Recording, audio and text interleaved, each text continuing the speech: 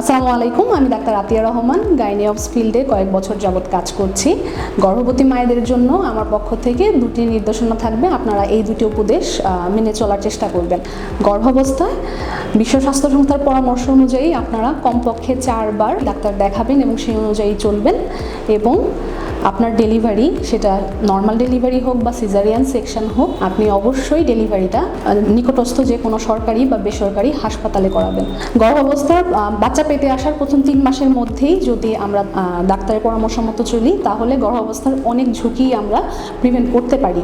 এবং ডেলিভারিটাও হাসপাতালে করালে গর্ভাবস্থায় অনাকাঙ্ক্ষিত অনেক জটিলতায় এড়িয়ে চলা সম্ভব।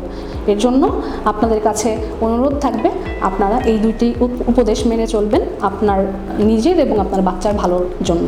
আমার পরামর্শ পেতে গেলে প্রতি শুক্রবারে আমি অ্যাভেলেবেল আছি মেট্রো হসপিটাল মধুপুরে।